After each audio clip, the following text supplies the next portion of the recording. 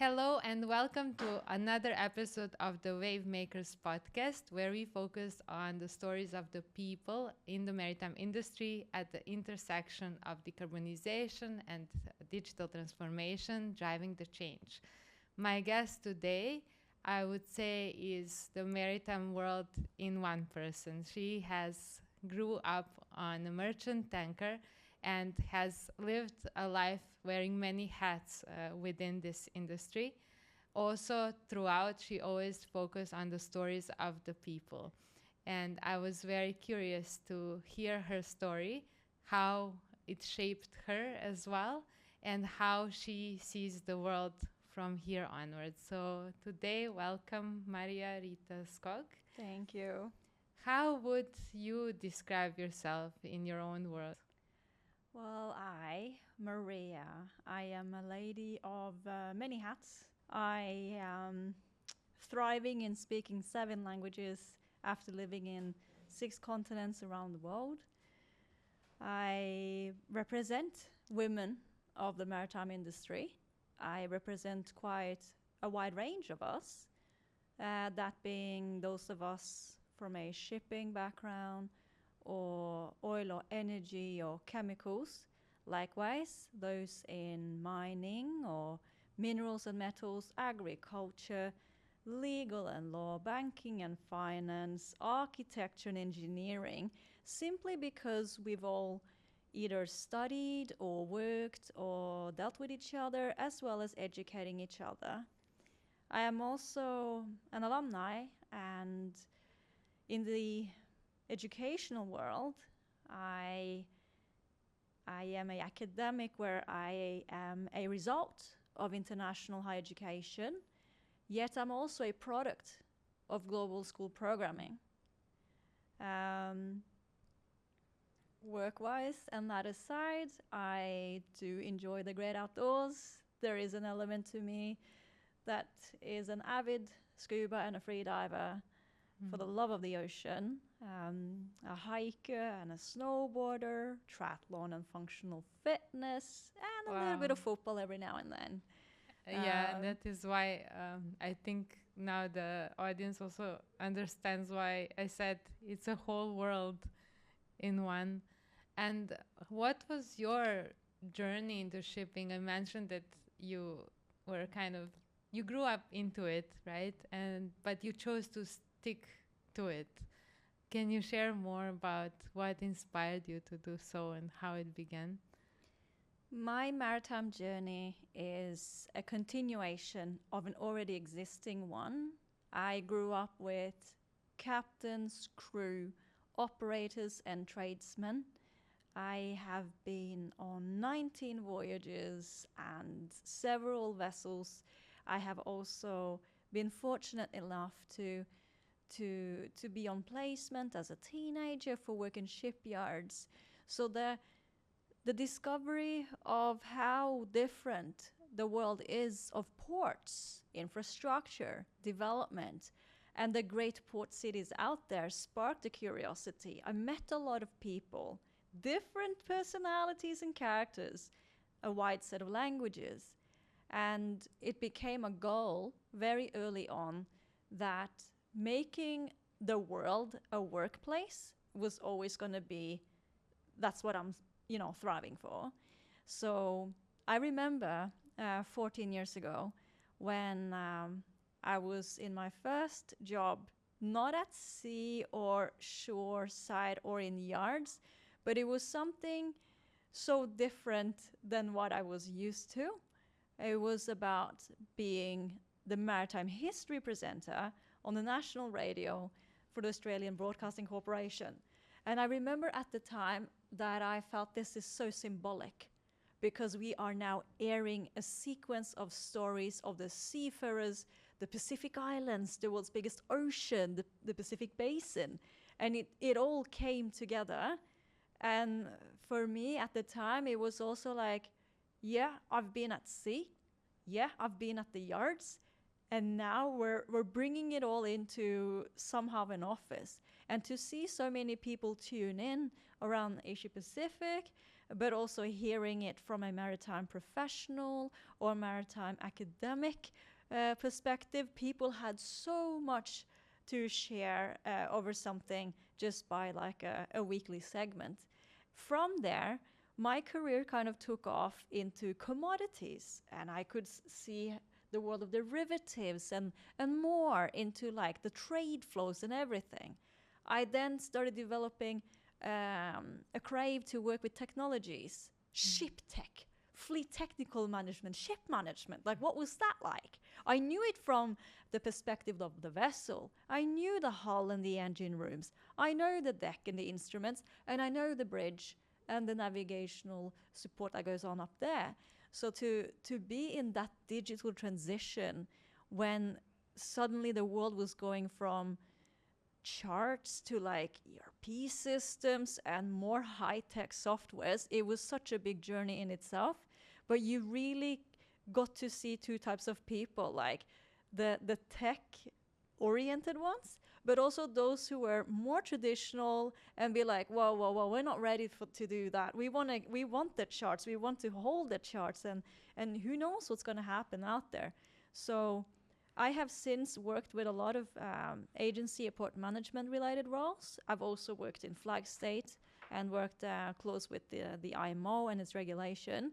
And I'm really glad that I have this extensive set of experiences, but also having seen it from a different set of eyes throughout a lifetime. I wouldn't be where I am today in front of you sitting here representing boards of maritime and academic directors if it wasn't from being from one journey to another, but always thinking there's so many ways, there's so many routes, in this industry.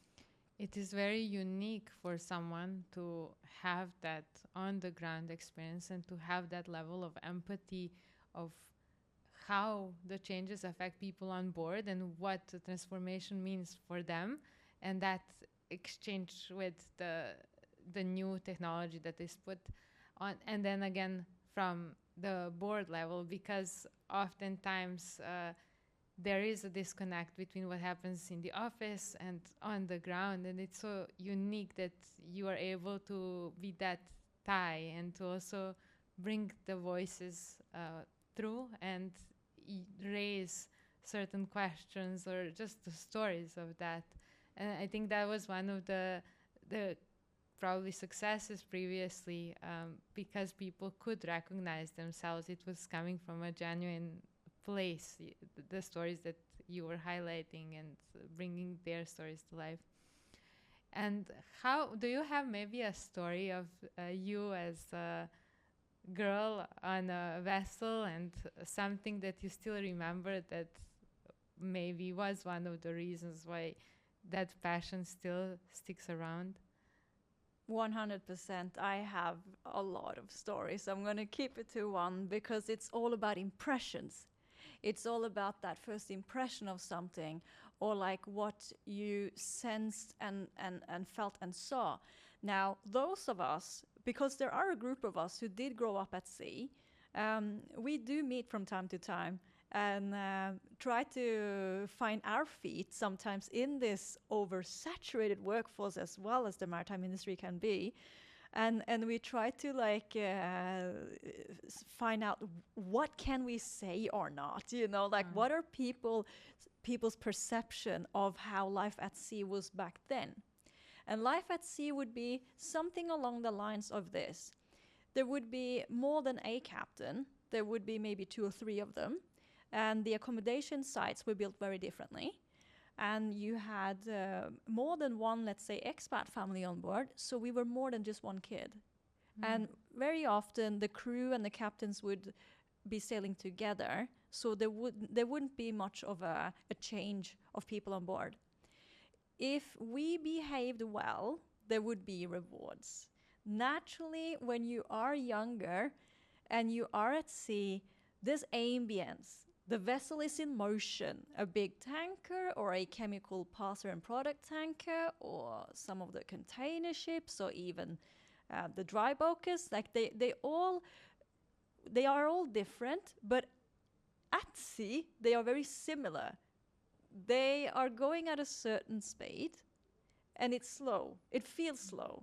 And so you're always looking out the window going, oh, I can't wait to see shoreside. But there's elements at sea. You see the dolphins, you see whales from time to time, but you also have to be really careful. You don't go too close to the ship's rail. You get closer, just if you see something. And it would be, meanwhile at sea, that we, who were kids, we were allowed to roam freely on board. Now, we didn't disturb the engine guys. We didn't. But sometimes we would get close and like to see what are they doing. And sometimes on the deck, the crew would be like, you want to help out? Do you want to come? So I think for parents on board who were also working, and relatives aside, they could just focus on being up on the bridge. And they can also see us, on the deck. Then we would be in each of our cabin. And the cabins back then, the captains and the chief engineers, they used to have like what looked like almost like an apartment.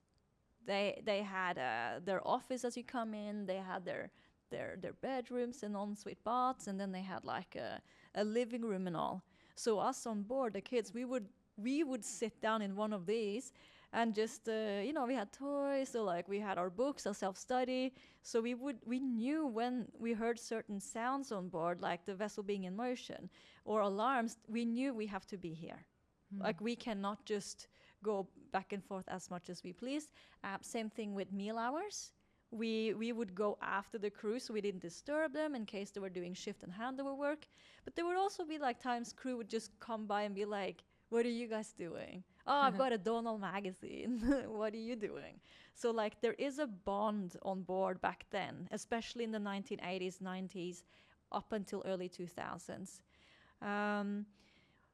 One saying that we behaved well, so not disturbing crew, it would mean that when we came to shoreside, it would be like, oh, what are we getting? Are they stacking up the snacks? Is the chef gonna get more ice cream? Is he getting or she getting? Are they getting chicken wings for us? Because the chefs on board, they would also be like, stay out of the pantry. If you want something, ask. So we knew we had to be not on our toes, tipping on our toes. We had to respect every element on board. So coming to shoreside meant, okay, we have behaved. Now they start operating cargo. We just need to wait till they're all done. And then maybe we can go shopping, or maybe we can go to 𝐓𝐻, or maybe we will get a Barbie house or like some new toys, because you would be sailing roughly 4, 5, 6, 7 months at a time. So life on board would be in a different pace than to the real world. My absolute favorite port of arrival was when we got told we were going to Guinea. We're going to Guinea next Friday. Oh. Okay. West Africa. Great. We're going to Conakry. And it was like a place we'd never heard of. So it was like, okay, let's go. And we get there after starting the sail in south of France in Marseille, and then going through the Mediterranean Sea, passing through Gibraltar was nothing new. Here we go onto the African coast. And then we saw Port of Conakry. And it was such a contrast. It was like, wow, look at this port. Where is the port? There's no fence. What are they doing down there? Selling bananas? Would they want to come on board? And we were like, that's it? And we got told, that's it. The terminal is over there. And that was also like, we knew about like safety measurements. We knew about how the gangways and everything worked and working hours. So not to be able to be utilizing that in the same way was also like, oh, we got to be careful here. We got to be really careful. And we learned safety of life at sea. So we learned about like storages. We also learned how to be compassionate as humans on board. I mean, I'm only telling you a sunshine story or two, but there's other things out there that happens as well that probably a lot of people don't talk about. And I think the pandemic, it really made it through the weather, as we say. It was then, I think a lot of us maritime professionals that's when we saw like, okay, now everybody has their ship together, more or less. Yeah. Because we have seen a big development of life of crew and life at sea. Mhm. After the pandemic, there was much more focus on that quality on life and improving it. And do you see that now change, kind of unlocking from 2020 onwards?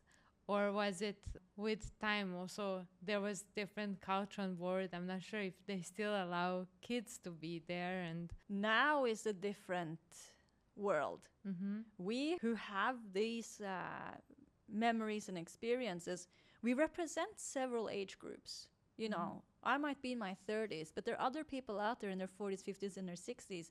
They can also relate. Yeah. Why is that? And I think that is because I'm not alone saying that we look at the ancestors. We know that the maritime industry has been around with so many changes since the gold rush.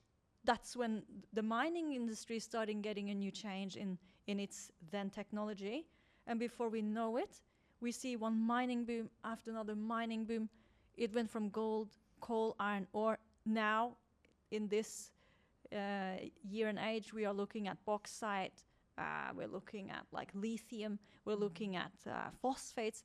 That is one thing that has changed.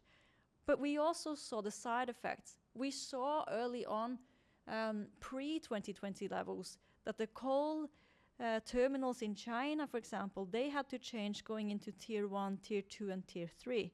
And I think the biggest change could be decarbonization and how the maritime regulations are falling into place. We are not alone when we say that it seems like one maritime regulation doesn't have time to kick into place or people being trained before another one kicks in. Now, I have only mentioned mining or coal, but it's the same thing with like the great oil adventure, the 1970s and 80s, oil, gas, and energy. It was already planned 1 or 2 decades ago how we were supposed to capture the carbon.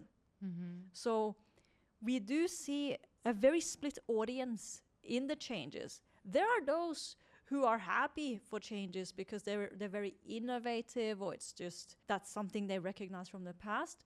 But we also have seen a lot of people who may not understand what is going on. So I try to tell people, look at it this way.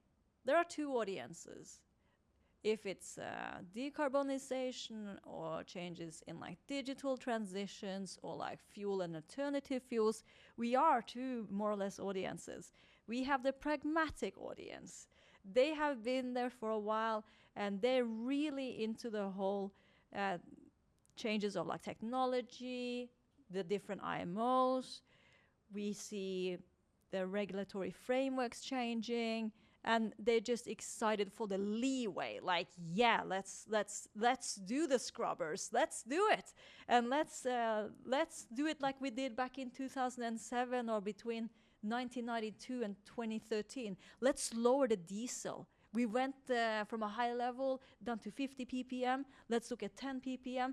How ultra low can we go on this sulfuric fuel oils types? And it just kept continuing. So this is fueling people more and more into the pathways. We have so many different paths of like climate change to tackle, but there's like many ways to energize or like to find a way ahead. Now with the pragmatic audience is also those who are convinced like that decarbonization, that is not just technical, it's ethical, and it is political. And they all kind of seem to shake hands and they're just standing there and like really glorifying all the technology that's out there. And that's great. It just means that it may or may not fit into all of the world. We don't know if this is affordable by all countries or if the infrastructural developments are in place. We went from like the fuel discussions and like dual fuel and LNG powered. Is there enough LNG? Is there enough in storage for this ammonia? What's going on? And then we saw rotor sails, and we started seeing like wind coming into the picture. We start seeing a new technology in propulsion and like the engine work and the thrusters and how they're being powered. So here, I think the pragmatic audience, they're just happy. That's what I said back then. See, the technology is there. And then capturing the carbon dioxide, there are so many ways to do this too now as well. Filter, let's use this filter, or let's try stone filter, or like, what if we just go back to wearing a mask back in the pandemic? We could take that filter too, and we can take every carbon and put it back into the ground where the oil wells and everything is empty and keep it there. Then comes the vendetta, the opponents. The vendettas are just sitting there and going, yeah, decarbonization, that's old news. We have seen this before. We have. And all the alternatives and all the futuristic fuel types we could do, or technology, it's there. What are you guys waiting for? The vendettas are also very defensive, because they're going, oh yeah, here they go again, attacking the maritime industry. So there is a very fascinating dynamic between the two when you start seeing these people come all together. My perception of it all is that it really differs where in the world we are and to what extent. I'm a firm believer that we all need to do our very best to guide each other and help each other on finding the pathway for now, because it keeps changing. Yes. We've seen that with the electrical vehicle industry, and I'm sure that as exciting it is with the battery-driven, is there enough, Yeah. How far will we take it? In 200 years of maritime history, the way I've studied it, the generational gap is so big between technology, between world population. And it's like the gap that was already there, it's bigger than ever before. The technology is starting to run away from us. Just the other day I was checking the population, and we are at 8.5 billion. And I thought to myself, it feels like yesterday that I was learning about 6. How did we get there so fast? And that is happening also with the technology. And you refer to wind-assisted propulsion. I also feel that there was the technology, and then maybe the business case wasn't as good, and then suddenly we see these pilots popping up, and everyone feels like, whoa, it actually happened.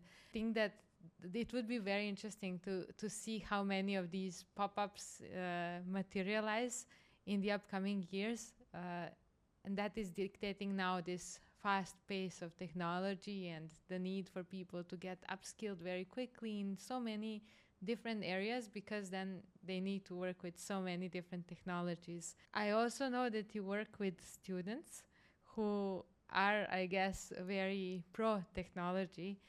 And how does it feel to work with them and get their ideas? What are they thinking about? How will they shape this world? The students, they range from those who are our peers, like doing further education. Then we have the very senior ones. Then we have the undergrads, and then we have a few high schoolers. And when we ask them about like, what do you think is the most important skills you have, or like, what are you learning? Is anything coming across as a surprise? And we get some really varied answers. It all comes down to how they view contingency planning. And this is a very exciting topic, because we see that those who are more senior, they know contingency planning. They know it. They have seen this before, and this is how they plan, and this is how they do it. So they just go straight to it. And some of them, they are working here in the UAE as managing directors and having to deal with company mergers and acquisitions. And it's like, when you see their grasp on the industry, it's very like, when this happens, we do that. Meanwhile, the other students, they're more like innocent but cute. It's like, yeah, if we run out of ammonia, if we do this, it's like they're very on the back foot, but they're learning. So that's really interesting to see how they view it. And then we have those in the middle who are doing their internships and like doing their traineeships here in Dubai. And I'm sure they have a lot to manage. They have work, studies, social life, healthy life. But then we see them in their first work experience, especially those who are doing bunker management, and they're going, in order to provide, we must. So it's like we're trying to work on their contingency planning and how they view the maritime industry as best as we can. And I think there's no secret that we are more or less in a center point of the world where this region here in the Middle East are taking a really strong stance on fighting climate change. Last year and this year ended and started with COP28. The 28th, we are perhaps in a part of the world where there's a lot of attitude, investment. It's very visible. And UAE and Dubai are lucky in the sense that this is a very fragmented society. So there's more than just the maritime industry here. But to see how Middle East, especially with Saudi as well, how they're going to triple their take on like decarbonization and towards the goal of net zero, that's really fascinating.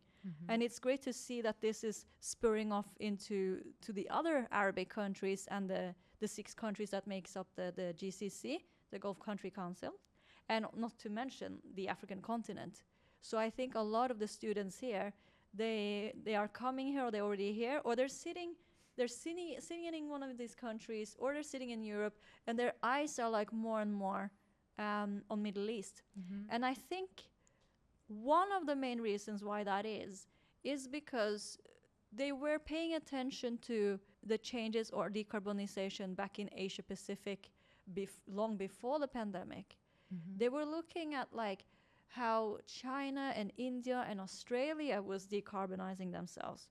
I do also have students saying something I find really interesting, and that's when they ask and say, how long will it take before we are decarbonizing so much of the decarbonization that it's decarbonizing itself before we even get to the next decarbonization? And we don't know how to answer or provide feedback on it. We just say that's a really good point. Do you think it's possible to just keep going into another enforcement or regulation, or do you think, we ask the students, it's only here you're seeing it? And they know like that this is the region that has a lot of solar powered energy and probably some of the most low cost as well in the world. But they always need that kind of reminder, like, yeah, we're seeing it all happening here. It's all in action, But we also have to think about what's the next steps ahead for the future. What do they think about future technologies? How do they see this world beyond 2030? What do they think is the winning combination of fuels, technologies, and how do some of these latest advancements shape their suggestions? They are convinced 2030 is here. It's not in the next 5 years. It's happening. And they also, and myself too, like we sit in the board sometimes and we go, what is the real difference between 2030 and 2050? Because some of the students are really challenging us right now, because they might find a lot of technologies out there self-evident.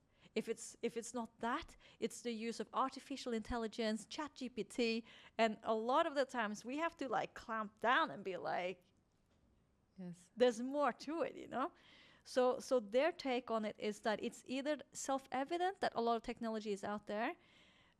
If it's not, they try to discuss like what will be the big difference between 2030 and 2050. Because we all agree that 2030 is already here. We are trying in the industry to get through all those goals. But the road ahead between 2030 and 50 is actually very short because of the technologies.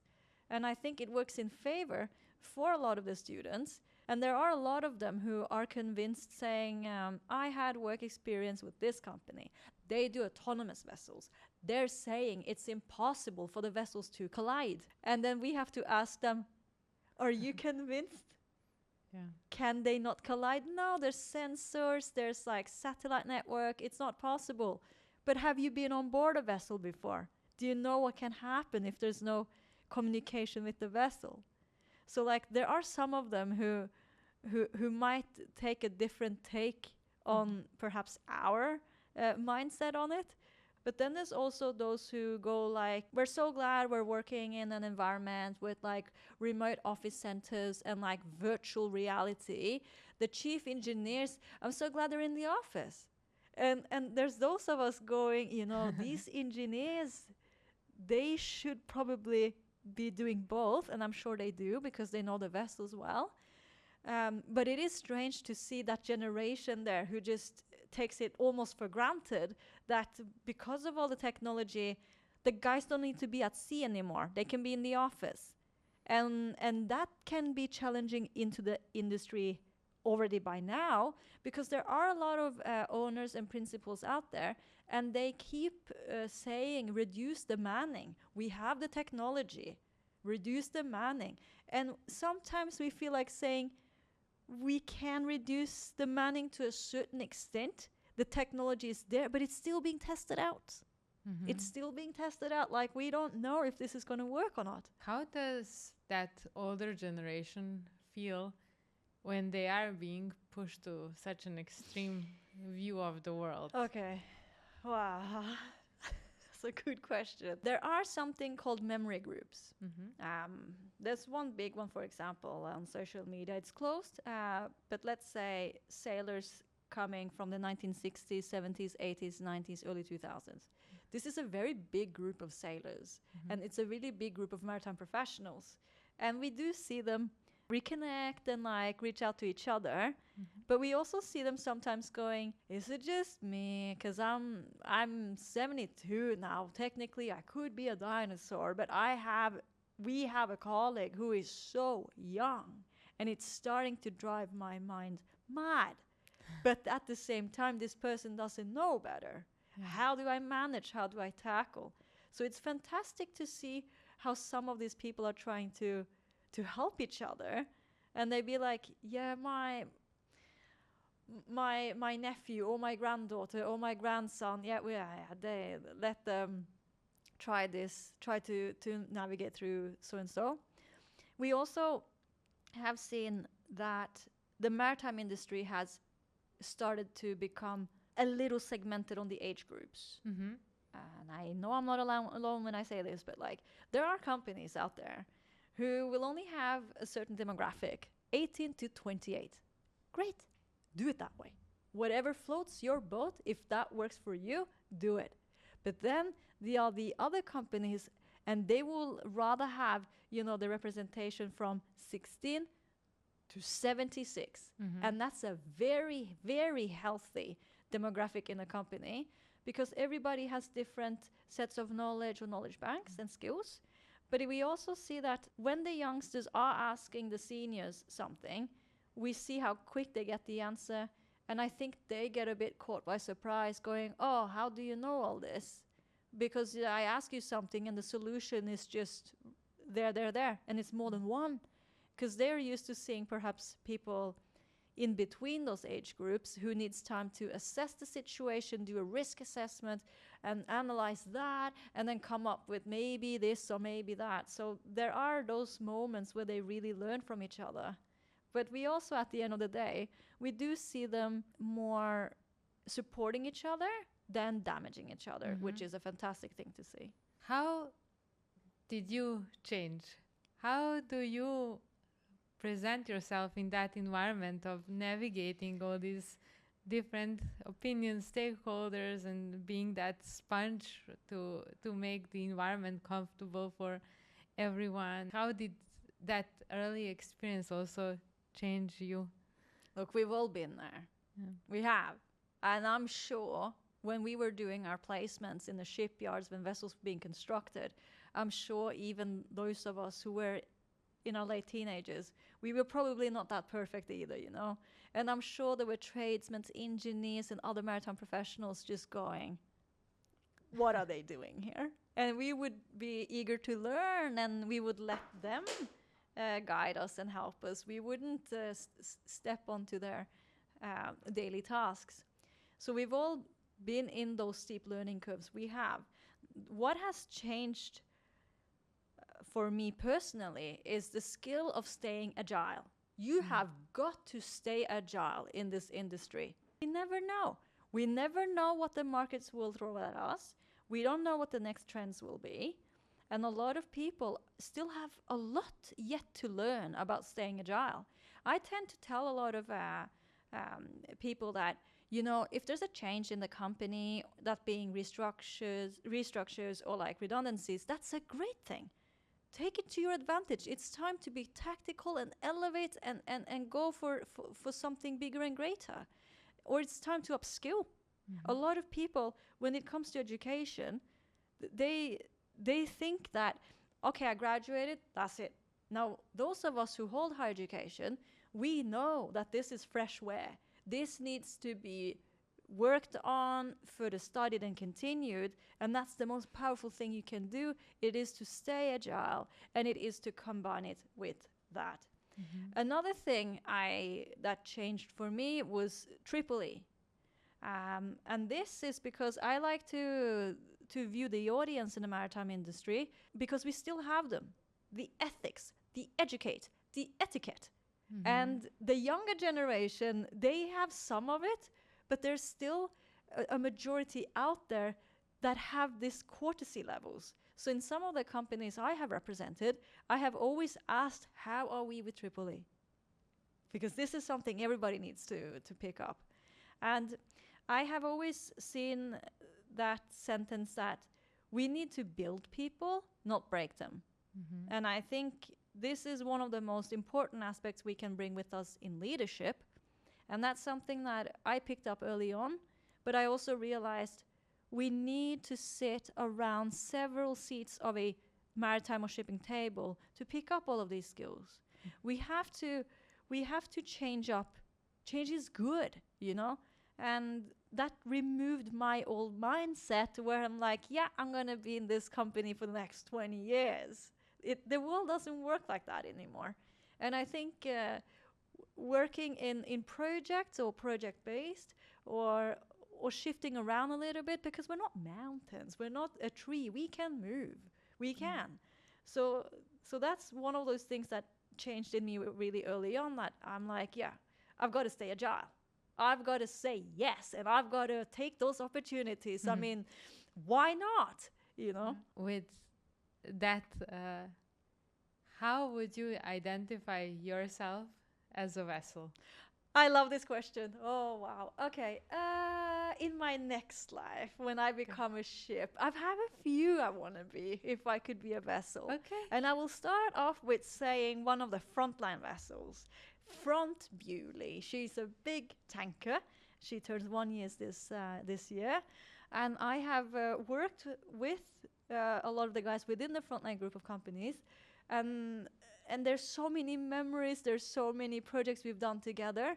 And when I met John last year, it became like the next motivator or the next inspiration to it all. Like, yes, this is why I'm in the industry. It's because of the people like him, you know, he did the impossible. So oil tankers aside, if I was to be a chemical or product tanker, it would have to be one of the Hong Kongese or Singaporean or the Bergen ship owners vessels, because the amount of trust these guys have put to me throughout my career and what we have managed to conquer of challenges is another level. And I think here, 𝐓𝐡𝐿𝐼𝐾 is also a really beautiful vessel. This one has the latest technology. It's dual fueled and LNG powered. And I remember when this vessel was coming into the sea trial and the maiden voyage, the sun was shining over the Chinese province, which is, it was just a spectacular, beautiful day. So that's the tankers segment.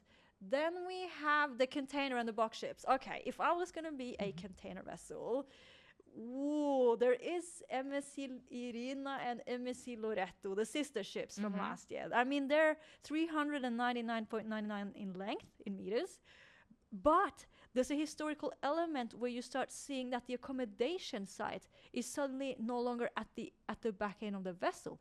It has somehow it's been incorporated more and more into the middle, and that's something in naval architecture and construction we haven't seen much of that since 1958. So like that's incredible that this is kind of like coming back again. So these vessels we could be one each, you know. Be sister ships twinning. I like that. Lastly, but not at least, dry bulkers. Ooh, here we go. Newcastle Maxes and the Capesizes. Definitely, I would want to be one of the Himalaya shipping and 2020 bulkers vessels. I remember this project, and I was lucky to be working with the first transactions of the 8 new buildings and then the next 12. And all the people who have been working on this project throughout the pandemic between 2020 and 2024, we have all worked together before, more or less, in other companies. So it felt like a high school reunion coming together. Aww. And again, these vessels, latest technologies, they have dual fuel, LNG powered, but the names are some of my favorite mountains and cities out there. With that, what would be your next port? My next Where are port, you going now? You're in a spot market. I'm in the spot market. I think having been in all of the continents and then coming here, I'm glad I came here to the Middle East. I've been living in the UAE for the last a bit over 2 years. I'm glad I'm here for now, and there is no next for me, because the only 2 continents I haven't lived is the Arctic and Antarctica. But hey, I'm international Norwegian, and I've spent more half a lifetime in Australia, so I technically have been there. So for me, there is no next. There's going back to, maybe, but we shall see, you know, what the future holds. I know that for now, there's nowhere else I would rather be than here in the Middle East. You also mentioned for one of the vessels that what you love about them is the trust. So with that, I would also like to wind down and thank you for your trust on embarking onto this journey with me. And as we sail back into the port, if you have any questions for me, I'm happy to take them. What drives you into the representation of entrepreneurial shipping rather than the typical traditional corporate shipping? I love to drive action. I'm one of these people who get excited by new things and new technologies and that new world. And also, I have been in sustainability my whole life. So I'm waiting for that sustainable world. And I think that level of impatience in me makes me tilt more on the entrepreneurship side, because we tend to move faster. We are able to pull in different resources and people, and I love that, as opposed to one corporate and taking it slower. I do think that there has to be a place for both, but personally I just love to see things in my head and to steer the wheel. So hopefully I will get more opportunity to develop that and grow that, and to see the world settle into that vision that I have and I have had since I was a kid. So that is why. What sparked you to go into the maritime industry in the first place? This is an interesting question, because I was an entrepreneur before, again, sustainability. My friend, I told this story before, but my friend founded a maritime startup, and he asked me to join him as one of the first team members. And I said, yes, but I really don't think I would be the best team member you can have, because I'm so passionate about sustainability and decarbonization. I know I would be a good team member, but I don't know if you would get my spark in it. And I want you to get my spark in it. And then when Maersk put together their decarbonization team and put down their strategy, they were bringing together people to make it happen. And I was offered to join the team at a very early stage.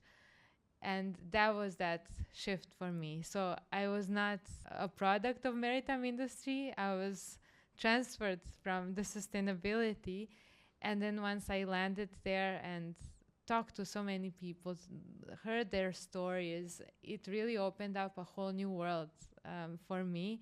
I found it fascinating and interesting. And I also felt that before, I thought that shipping was quite traditional and to some extent very constant, not so dynamic, everything opposite of what it actually is. So that opened that new portal for me, and that's also one of the reasons for this series. I want to also show to others how colorful, dynamic, and different it is. And for those who are not sure whether this industry is for them, I also want them to know that there is a place for you here, no matter what your background is, and or if you didn't know much more than what a container ship is. So that's why. Thank you. And I'm looking forward to many more of this because I could listen to your stories, I think, for another 10 hours. I didn't want to interrupt you because you're so passionate about it. And just, I could almost see the pictures from your past as you were talking about them. And I'm sure that people will find it very unique to hear that. So thank you so much for bringing the passion, the stories, and making it so alive here. Thank you for being my guest. Thank you for your kind words, and thank you for having me. That's a wrap. That's a wrap.